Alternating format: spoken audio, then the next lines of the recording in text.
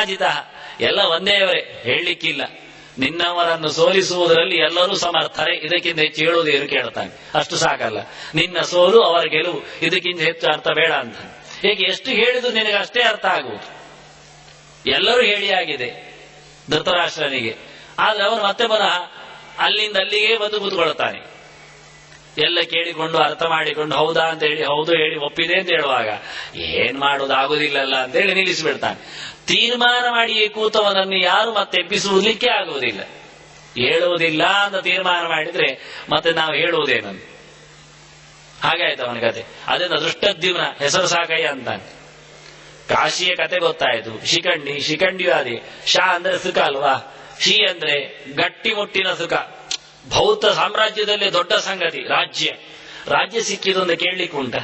ನಮ್ಮದೊಂದು ಕೇವಲ ಮಂತ್ರಿ ಸಿಕ್ಕಿದ್ರೇನೆ ಸಾಕಾಗ್ತದೆ ನಮಗೆ. ಎಷ್ಟೋ ನಮ್ಮ ಮೈಗಳು ಸಹ ಬದುಕಲಿಕ್ಕೆ ಬೇಕಾದಷ್ಟು ಅದರಲ್ಲಿ ಕಂತ್ರಿ ಮಾಡಲಿಕ್ಕೆ ಬರ್ತದೆ. ಹಾಗಿರುವಾಗ ರಾಜ್ಯವೇ ಸಿಕ್ಕಿದ್ರೆ ಅದಕ್ಕೆ ಶಿ ಇಂದ ಕರೆದ್ರು. ಅತ್ಯುಚ್ಚವಾದ ಸುಖ ಅದು ಶಿ. ಅದನ್ನು ಖಂಡಯತಿಯಿಂದ, ಶಿಂ ಖಂಡಯತಿ ಶಿಖಂಡಿಯಿಂದ. ಅಥವಾ ಸಮೂಹ ಸುಖ ಅದು ಶಿ, ಒಬ್ಬನ ಸುಖ. ಅದು ಶಾ ಆದ್ರೆ ಎಲ್ಲರ ಸುಖ. ಎಲ್ಲರ ಸುಖವನ್ನು ಕೊಳ್ಳೆ ಹೊಡೆಯುವ ಅಂತ ಹೇಳಿ ಶಿಖಂಡಿ ಹೆಸರು. ಇಷ್ಟು ಹೇಳಿಯೂ ಸಾಕಾಗುವುದಿಲ್ಲ ನಿನಗೆ, ನಿನ್ನ ಪಾಳೆಯದ ಬೆಂಕಿ ಅಂತಾನೆ. ದೃಷ್ಟದ್ಯುಮ್ನ ಅಂದ. ದ್ಯುಮ್ನ ಅಂದ್ರೆ ಬೆಂಕಿ, ದೃಷ್ಟ ಅಂದ್ರೆ ಉರಿದದ್ದು ಅಂತ, ತಣ್ಣಗಾಗದ್ದು ಅಂತ ಅರ್ಥ. ಏನು ಮಾಡ್ಲಿಕ್ಕೂ ಅದನ್ನು ನಂದಿಸ್ಲಿಕ್ಕೆ ಸಾಧ್ಯವೇ ಇಲ್ಲ ಅಂತ ಅರ್ಥ. ಅಶಾಂತವಾದ ಬೆಂಕಿ, ಶಾಂತಿಗೊಳಿಸ್ಲಿಕ್ಕೆ ಸಾಧ್ಯ ಇಲ್ಲ. ದೃಷ್ಟದ್ಯುಮ್ನ ಅಂತಾನೆ. ಇನ್ನು ಹೆಚ್ಚು ಹೇಳೋದಿಲ್ಲ ಅಂತ. ನಿನ್ನ ಮೈಗೆ ಬೆಂಕಿ ಹಿಡಿಯುತ್ತೆ ಅಂತ ವ್ಯಕ್ತಿ ಅವನು ನಿಜವಾಗಿಯೂ ಅಗ್ನಿ. ದೃಷ್ಟದ್ಯುಮ್ನ ಮತ್ಯಾರು ಅಲ್ಲ, ಅಗ್ನಿಯಿಂದ ಎದ್ದ ಇನ್ನೊಂದು ಅಗ್ನಿ. ಅದು ಅಗ್ನಿ ದೇವನೇ ದೃಷ್ಟದ್ಯುಮ್ನಾಗಿ ಬಂದಿದ್ದಾನೆ. ದೃಷ್ಟದ್ಯುಮ್ನ ಅಂತಾನೆ. ಅತ್ಯಂತ ಕಣ್ಣು ಕೋರೈಸುವ ಪ್ರಕಾಶ ಯಾವುದು ನೀನೇ ಹೇಳು, ಯಾರೇನು ಹೇಳುದು ನಾವು ಅಷ್ಟೇ. ಶತ್ರುಪಕ್ಷಕ್ಕೆ ಕೋರೈಸುವ ಬೆಂಕಿ ಅಂದ್ರೆ ಬೆಂಕಿಯೇ, ಮತ್ತೆ ನೆಲದಲ್ಲಿ ಉಗಮಿಸಿದ ತೇಜಸ್ಸು ಅಂದ್ರೆ ಅದು ಬೆಂಕಿ, ಮತ್ತೆಲ್ಲ ಆಕಾಶಕಾಯಗಳು. ಅದನ್ನ ದೃಷ್ಟದ್ಯುಮ್ನ. ಅತ್ಯಂತ ಪ್ರಭಾವಪೂರಿತವಾದ, ಯಾರಿಗೂ ಕೈ ಹಾಕಿ ಮೈ ಹಾಕಲು ಆಗದೇ ಇರತಕ್ಕ ಬೆಂಕಿಯೇ ಮತ್ತೆ ಶಂಖ ಊದಿತ್ತು. ಸೇನಾಪನ ಸರದಿ ಇಷ್ಟು ತಡವಾಗಿ ಆಗಿದೆ. 8 ಶಂಖಗಳ ಬಳಿಕ ಸೇನಾಪತಿ 9ನೇ ಇತ್ತು. ಮತ್ತೆ 10, 11 ಇಬ್ಬರು ಇದ್ದಾರೆ. ಮತ್ತೆ ವಿರಾಟ, ಅವನು ಮಗಳನ್ನು ಕೊಟ್ಟಿದ್ದಾನೆ. ಉತ್ತರ ಅಲ್ಲಿಂದ ಬಂದಿದ್ದಾಳೆ. ಅದು ಯಾರಿಗೆ ಮಾತ್ರ? ಅರ್ಜುನನ ಮಗನಿಗೆ. ಅದರಿಂದ ಅವನು ಮಗನ ಸ್ಥಾನಕ್ಕೆ ಬರ್ತಾನೆ, ಸಣ್ಣಗಾಗ್ತಾನೆ. ಅದಕ್ಕೋಸ್ಕರ ವಿರಾಟ ಸಾಮಂತಿಕ ಪ್ರಜ್ಞೆಯಲ್ಲಿ ಮತ್ತೆ ವಿರಾಟ ಬಂದ. ಅವ ಮುದುಕನೆ, ಅತ್ಯಂತ ಹಳೆಯನೆ. ಆದರೂ ಸಹ ಇವರಿಗೆಲ್ಲ ಅವಕಾಶ ಕೊಟ್ಟು ಸೇನಾಪತಿಯ ಶಂಕನಾದ ನಂತರ ಹತ್ತಿರದಲ್ಲಿ ನಿಂತ ವಿರಾಟ ಒಟ್ಟಿಗೆ ಅವನು ಹಾಕಿದ. ದೃಷ್ಟದ್ಯುಮ್ನ ವಿರಾಟಶ್ಚ ಸಾತ್ಯಕಿಶ್ಚ. ಆ ನಂತರ ಸಾತ್ಯಕಿ. ವಿರಾಟ ಮತ್ಸ್ಯ ದೇಶದ ದೊರೆ. ಈಗ ತಾನೇ ಕೀಚಕನ ಸಂಹಾರ ಆಗಿದೆ. ಹಚ್ಚ ಹಸುರಾಗಿ ಆದದ್ದಷ್ಟೇ. ಇತಿಹಾಸ ಕಾಣದ ಅತ್ಯಂತ ದೊಡ್ಡ ದುರಂತ ನಡೆದ ಕತೆ ಅದು.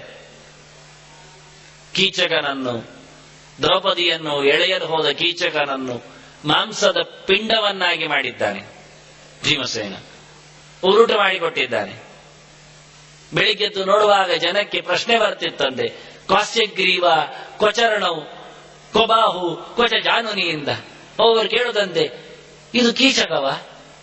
ಇದರದ್ದು ಕುತ್ತಿಗೆಯಲ್ಲಿ ಉಂಟು ಅಂದ. ಕುತ್ತಿಗೆಯನ್ನು ಬುದ್ಧಿ ಒಳ ಹಾಕಿಬಿಟ್ಟಿದ್ದಾನೆ ಹೊಟ್ಟೆ ಒಳಗೆ. ಕ್ವಚರಣವಂತಾರೆ, ಕಾಲಿಯಲ್ಲಿ ಉಂಟ, ಅದನ್ನು ತಿರುಪಿಸಿ ಎಲ್ಲ ಒಳಗೆ ತುಂಬಿಸಿಬಿಟ್ಟಿದ್ದಾನೆ. ಕೊಬಾಹು ತೋಳು ಇಲ್ಲ, ಕ್ವಚ ಜಾನುನಿ ಗಂಟು ಏನೂ ಇಲ್ಲ, ಕೈ ಕಾಲು ಮೋರೆ ಯಾವುದೂ ಇಲ್ಲದೆ ಒಂದು ಮಾಂಸವನ್ನು ಉಂಡೆ ಮಾಡಿ ಇಟ್ಟಾಕಿದ್ದಾನೆ.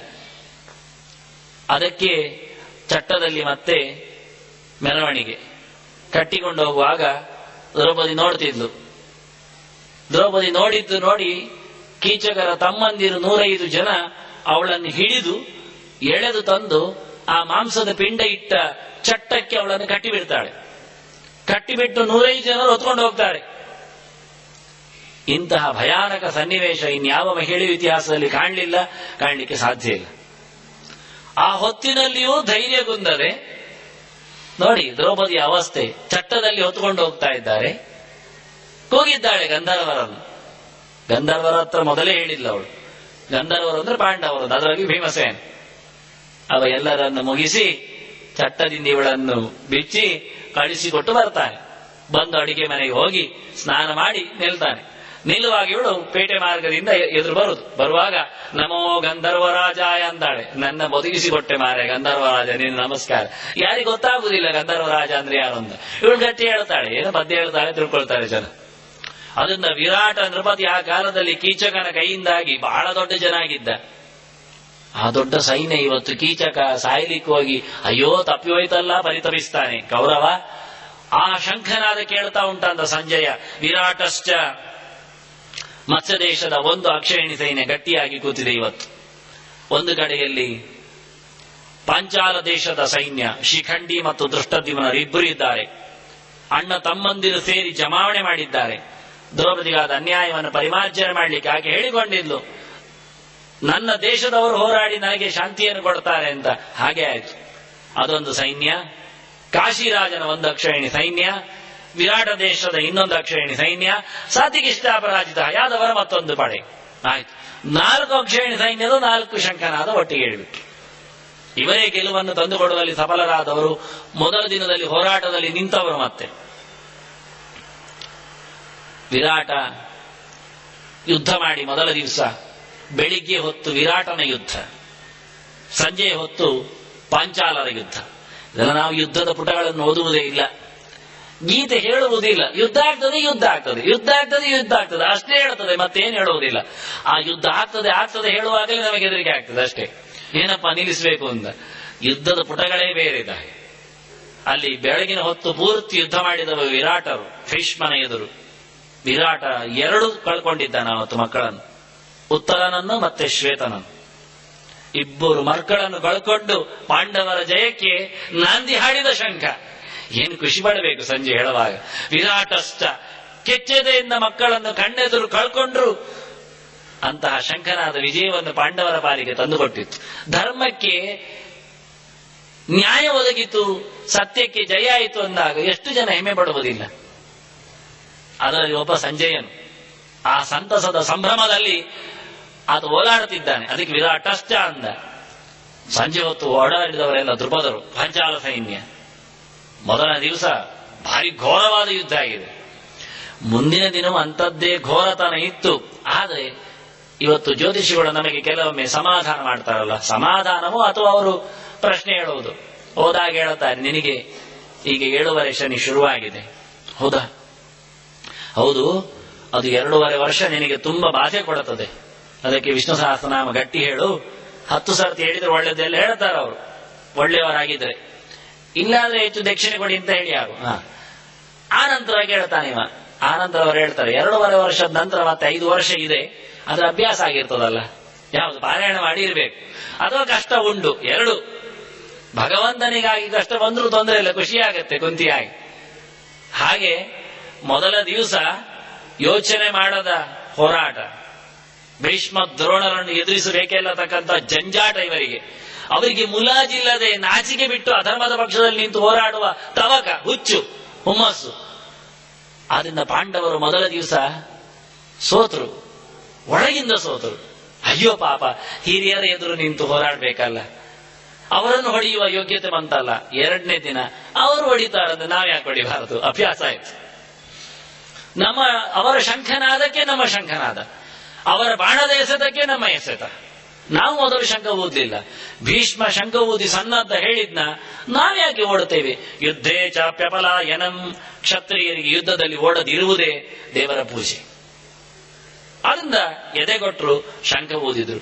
ಒಂದು ಶಂಖಕ್ಕೆ 18 ಶಂಖ. ಇದು ಅರ್ಥ, ಇದು ಜಯ. 18 ಅಂದ್ರೆ ನಮಗೆ ಗೊತ್ತು ಜಯ ಅಂತ, ಅದನ್ನೇ ಕೊಟ್ಟದ್ದು ಇವರು. ನಿಮ್ಮದು ಒಂದು ಶಂಖನಾದವೋ, ಮುದ್ದೆ ಕೂಗೋ, ನಮ್ದು ಪ್ರತ್ಯೇಕ ಉತ್ತರ ಉಂಟು, ಪ್ರತಿಯೊಬ್ಬರಿಗೂ ಪೆಟ್ಟುಂಟು, ನಾವು ಒಬ್ಬೊಬ್ಬರನ್ನು ಗೆಲ್ತೇವೆ. ಅದನ್ನ ಅಪರಾಜಿತ ಅಪರಾಜಿತ ಅಪರಾಜಿತ ಹಾಕಿದ್ದು. ದೃಷ್ಟದ್ಯುಮ್ನ ಅಪರಾಜಿತ, ವಿರಾಟಶ್ಚ ಅಪರಾಜಿತ, ಸಾತ್ವಿಕಿಶ್ಚ ಅಪರಾಜಿತ. ಅಪರಾಜಿತ ಅಂದ್ರೆ ಸೋಲರಿಯದವ ಅಂದ. ಮತ್ತೆ ಪರಾನ್ನ ಜಯತಿಯಿಂದ ಶತ್ರುಗಳನ್ನು ಗೆದ್ದು ತಾವು ಯಾವ ಶತ್ರುಗೂ ಸೋಲದೆ ತಮ್ಮ ಪಕ್ಷಕ್ಕೆ ಕೀರ್ತಿಯನ್ನು, ಜಯ ಪತಾಕಿಯನ್ನು ಏರಿಸುವವರು, ತರುವವರು ಎನ್ನುವ ಅರ್ಥದಲ್ಲಿ ಅಪರಾಜಿತ ಶಬ್ದ ಆಗಿದೆ. ಯಾವತ್ತೂ ಸೋಲುವುದಿಲ್ಲ ಅಂತ, ಸೋಲು ಎನ್ನುವುದೇ ಇಲ್ಲದೆ ಒಂದೋ ಸಾಯುವುದು, ಒಂದೋ ಗೆಲ್ಲುವುದು, 2 ಕ್ಷತ್ರಿಯರ ಧರ್ಮ. ಅದನ್ನು ಗಟ್ಟಿ ಮಾಡಿಕೊಂಡವರು ಇವರು. ಅದಕ್ಕೋಸ್ಕರ ಪ್ರತಿಯೊಬ್ಬರಿಗೂ ಆಗುವ ಹಾಗೆ ಅಪರಾಜಿತ ಶಬ್ದವನ್ನು ಕೊನೆ ಹಾಕಿದ್ರು. ಸಂಸ್ಕೃತದಲ್ಲಿ 3 ಬಗೆ ಉಂಟು. ಮೊದಲು ಹಾಕುವುದು ಉಂಟು. ಮೊದಲು ಹಾಕಿದ್ರೆ ಎಲ್ಲರಿಗೂ ಇಟ್ಟುಕೊಳ್ಳಿ ಅಂತ ಅರ್ಥ. ಕೊನೆಗೆ ಹಾಕಿದ್ರೆ ಎಲ್ಲರಿಗೂ ಎಳೆದು ತನ್ನಿಂದ ಅರ್ಥ, ಸಮಾಕರ್ಷ ಅಂತ ಅರ್ಥ.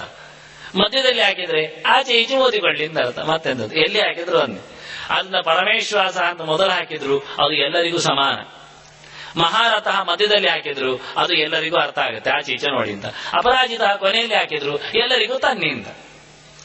ಇದು ಸಂಸ್ಕೃತದ್ದು ಮಾತ್ರವೇ ಇರತಕ್ಕಂಥ ಅತ್ಯಂತ ಒಂದು ಅರ್ಥ ಮಾಡಿಕೊಳ್ಳತಕ್ಕ ಕ್ರಮ.